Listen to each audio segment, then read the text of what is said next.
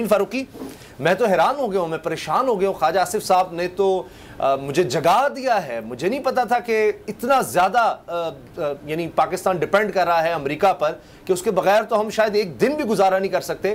तो ये मुझे लगता है अब ये इनकी हुकूमत आएगी तो फिर शायद बहुत बेहतर हो जाएगा ये IMF और FATF के सारे मामलात। लेकिन फिर FATF ने हमें ग्रे लिस्ट में डाला ही क्यों था नून लीग के दौर में, ये भी अब एक बहुत बड़ा सवाल बन जाता है।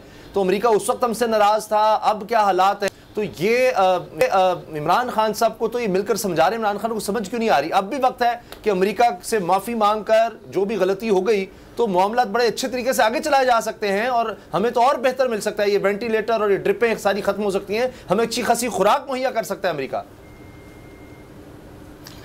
ये इंतहाई मज़ाहिका खेज बातें हैं। वो लोग जिनकी इन्वेस्टमेंट, जिनका पैसा, जिनके बाल बच्चे, जिनके कारोबार, मनी लॉन्डर्ड पैसा सारा अब दूसरे मुल्क के अंदर मौजूद है और सबको पता है कि कौन से ममालिक में है। और सबसे ज्यादा अगर किसी को तकलीफ हो रही है एंटी अमेरिका सेंटिमेंट के ऊपर तो वो यही लोग हैं। माजरत के साथ, मैं इंतहाई माजरत के साथ कहना चाह रहा हूं, ब्रेक से पहले आपकी जनरल गुलाम मुस्तफा साहब से बात हो रही थी। साबिक वज़ीर ख़ारिजा हैं जिनके बारे में आप ये कह रहे हैं, उनको सब हकीकतों का पता है। वो मिलते रहे हैं, नवाज शरीफ साहब के साथ दौरे करते रहे अमेरिका के, वो जानते हैं अमेरिका के बगैर तो उन्होंने कहा हमारी जो सांसें बंद हो जाएंगी।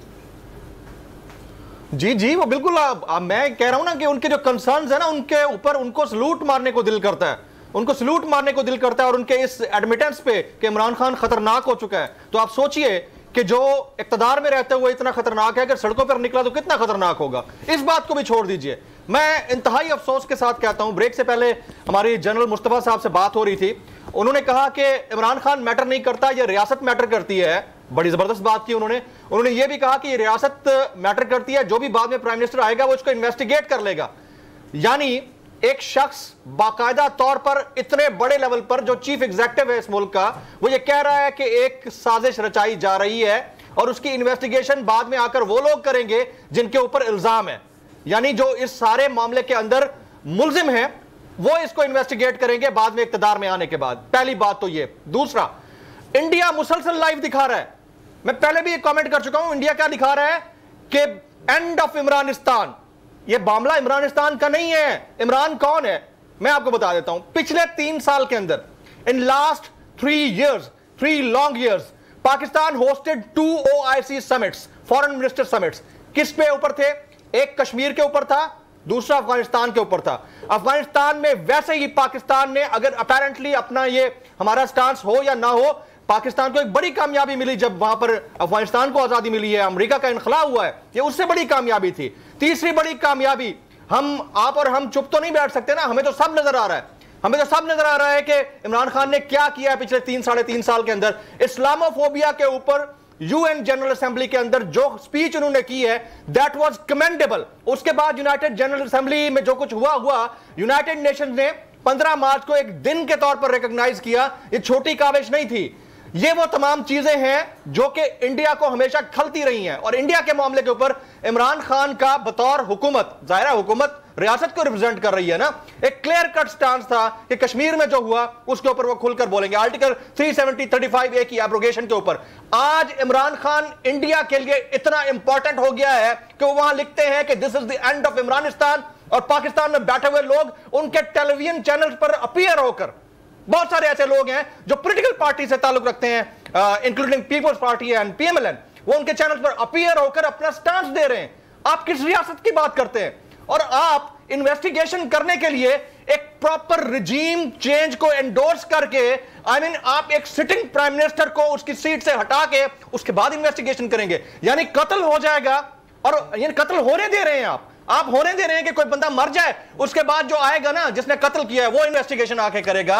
This is something very much ridiculous.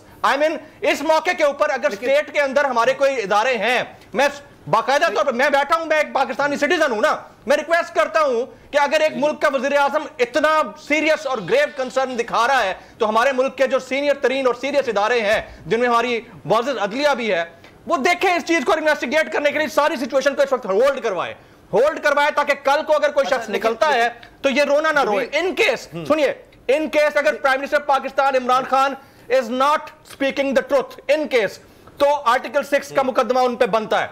और अगर ये वो तमाम जिनको थ्री स्टूजेस बोल रहे हैं, ये सारे के सारे इस रिजीम चेंज के इस कॉन्स्पिरेसी में इन्वॉल्व हैं। तो इन सब के ऊपर आर्टिकल 6 का मुकदमा लगना चाहिए, वरना ये हर 4 साल बाद आप और हम इसी तरह की ट्रांसमिशन कर रहे होंगे। अच्छा, नहीं ये तो बात हुई आर्टिकल 6 का, तो वो कह रहे हैं चैलेंज भी किया जा रहा है, ये ना हो आप करवा ही ना दें, वो पहली सीक्रेट एक्ट की बात हुई है। तो मैंने पहले ही आपको कहा है कि इसका है ये प्लान के इमरान खान को आती गिरफ्तार भी करना है। गुलाम मुर्तज़ा साहब, आपको क्या लगता है कि ये मुस्लिम लीग नून को या जो अब अपोजिशन बैठे हैं हुकूमत में आने के इंतजार में, उनके लिए मुश्किल क्रिएट कर दी इमरान खान साहब ने, इस हद तक ले गए मामलात को कि अब उनको भी वाज़ेह तौर पर कहना पड़ा भाई अमेरिका की वजह से ये बहुत कुछ चल रहा है, उनको नाम लेना पड़ गया, तो उससे वो मुश्किल में आ गए हैं, चाहे वो अगर नहीं भी दे साथ। अब जब वो अमेरिका का नाम लेंगे तो प्रेसिडेंट ने कहा वो वाकई तो अमेरिका कहने पर आए थे, इसलिए अमेरिका अमेरिका अमेरिका कहीं जा रहे हैं। उसामा गाजी साहब, आप 3.5-4 साल की कारकर्दगी को देखें, ये अलाइड चीज़ें साथ जोड़ दी जाती हैं जब इस तरह के वाक़यात आते हैं, बहुत सारी चीज़ें जुड़ती हैं। आपने देखा होगा कि आज तक कभी डॉक्टर आफिया सिद्दीकी के हवाले से तो कभी बात नहीं की इमरान खान ने, और बात कर रहे हों तो शायद वो मुखालफ अमेरिका मुखालफ समझे जाते। आप ये भी देखें कि IMF से हमने प्रोग्राम ले लिया, हमने हफीज़ शेख साहब को IMF से बुला के वज़ीर ख़जाना बना दिया, हमने स्टेट बैंक ऑफ पाकिस्तान का गवर्नर मुस्तार ले लिया IMF से, और अमेरिका ज़ाहिर है अमेरिका IMF और अमेरिका चोली दामन का साथ है, एक ही चीज़ें हैं। फिर अपने देख लें और अपनी पॉलिसीज़ को देख लें from day first till today. Sir Razak Dawood की चाइना के हवाले से स्टेटमेंट्स भी साथ निकाल लें जी। फिर आप इसको कहाँ से आप ये देख सकते हैं या कह सकते हैं कि ये हमारी हुकूमत जो है वो अमेरिका मुखालफ रही है और अमेरिका को कॉन्स्पिरेसी करनी पड़ गई है। अब मिलान किया जा रहा है बहुत सारी चीज़ों को। देखें यहाँ मिक्सिंग हो रही है। अगर आपने या तो कोई रिकॉन्सिलेशन एंड वो ट्रुथ एंड रिकॉन्सिलेशन कमीशन आपने बनाना है, फिर तो हम बात करते, फिर आप ले लें शुरू से चीज़ों को ले लें, आप एक चीज़ को ना लें, आप उठा लें। मैं पहले सवाल कर रहा था जनरल मुस्तफ़ा साहब से कि वो लियाकत अली ख़ान साहब का कत्ल, उस ब्यूरोक्रेट का जहाज़ क्रैश होना जो रिपोर्ट लेके जा रहा था, फिर मुल्क का 2 लाख होना, फिर उसके बाद ज़ियाउल हक साहब का भुट्टो साहब को फांसी लगवाना, फिर ज़ियाउल हक साहब का इतने अरसा हुकूमत करना, फिर उनका बहावलपुर हादसे में अल्लाह को प्यारे हो जाना, फिर उसके बाद हुकूमत आना चले जाना, हुकूमत आना चले जाना, और फिर उसके बाद मुशर्रफ साहब का आ जाना, फिर उनको ये कहना फौरी तौर पे कि yes I am ready to do anything, आप जो कहें मैं करने के लिए तैयार हूँ। फिर हमने 17-18 साल बल्कि 30 साल हमने जंग लड़ी अफ़गानिस्तान में, वो किसकी जंग थी। फिर उसके बाद हमने तालिबान के ख़िलाफ़ जंग लड़ी, वो किसकी जंग थी।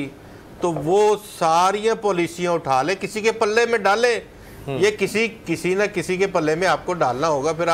फिर आप ये सारी चीज़ें करें। अच्छा, फिर उसके बाद ये तो लेटर तो कुछ भी नहीं है, यहाँ तो जहाज़ उड़ा दिए गए थे, क्रैश हो गया था जहाज़। तो आप कहते हैं कि जी अमेरिका ने फलां कर दिया, ये कर दिया। एमएल कांसी को ले लें, रेमंड डेविस को किसने छुड़वाया था कौन नहीं जानता, किधर बात होती है किधर चली जाती। बाकी सारी मैं कहता हूँ कि तारीख गवाह है। आप एक एक वाक़े को उठाएं, उस सबको इन्वेस्टिगेट करें। या तो आज फैसला कर लिया जाए, सारे स्टेक होल्डर्स जिसमें इस्टेब्लिशमेंट भी, सियासतदान भी, ब्यूरोक्रेट्स भी, वो तमाम के तमाम तय कर लें। आप ब्यूरोक्रेट्स की चलो बात आ गई है, 80-90% ब्यूरोक्रेट्स अमेरिकन नेशनल्स हैं। आपके दीगर लोग जो हैं वो अमेरिका उनके बच्चे पढ़ते हैं। आपको बहुत सारे खाने पीने की चेन्स आपको वहां नजर, तो सर आप एक चीज को उठाते जाए। मेरा एक सवाल है मुर्तज़ा साहब, मेरा आपसे एक सवाल है, उस वक्त आपकी इंडिपेंडेंट फॉरेन पॉलिसी कहां पर थी जब एक मुल्क के कहने पर आप मलेशिया नहीं गए? आपने कमिटमेंट दे के भी उस कॉन्फ्रेंस में शिरकत नहीं की। सारी दुनिया को पता कि किसके कहने पे आपने एक मीटिंग से आप नहीं जा सके। वो अगर मसला ये है कि यहाँ पर अदम इत्मीनान की तहरीक साथ जुड़ी हुई है, अदरवाइज उससे ज़्यादा मेरा ख्याल है कि एम्बैरसमेंट पाकिस्तान को कहीं भी नहीं हुई कि आपका प्राइम मिनिस्टर बेबस हो गया एक मुल्क के सामने, वो नहीं जा सका, कमिटमेंट के बावजूद नहीं जा सका। सारी दुनिया के मीडिया पे ये चीज़ें आई कि जनाब पाकिस्तान का प्राइम मिनिस्टर जो है उसको एक मुल्क ने धमकी दे दी कि अगर तुम गए तो तुम्हारा तेल पानी बंद। तो फिर आप किस फॉरेन पॉलिसी की बात कर रहे हैं, किस इंडिपेंडेंट फॉरेन पॉलिसी की बात कर रहे हैं? इशू ये है, रोना ये है कि अदम इत्मीनान की तहरीक है, आप जा रहे हैं, आपके खिलाफ अदम इत्मीनान की तहरीक में आपके अलाइज आपका साथ छोड़ चुके हुए हैं। सिर्फ ये रोना है। अगर मेरे नज़दीक वो इससे बड़ा वाक़या था, वो इससे बड़ा इंसिडेंट था जब आप कमिटमेंट दे के नहीं जा सके। उसामा साहब, जो डिप्लोमेटिक चीज़ें होती हैं ना वो इस तरह से नहीं होती हैं। जो सरबरा होता है वो कौम का बाप होता है। आप एक ऐसे मुल्क के सरबरा हैं जिसकी 70% आबादी गुर्बत की सतह से नीचे रह रही है। वो आप एक ऐसी कौम आपने जिसको आपने रोटी कपड़ा मकान देना है। आप ये कह रहे हैं कि जनाब मैं तो आलू और टमाटर की कीमतें जो हैं वो फिक्स करने नहीं आया, मैं तो आपको एक कौम बनाने आया हूँ। 70% कौम आपकी गुर्बत से नीचे रह रही है। उसके बाद IMF की सारी कंडीशंस आप मान रहे हैं और जो उसके आगे लेटे हुए हैं, कर्जे आपको चाहिए, वेंटिलेटर पे आप पड़े हुए हैं। और उसके बाद यही कह रहे हैं सर, वो तो वही बात। सब्सक्राइब करें और बेल दबाएं ताकि कोई खबर रह न जाए।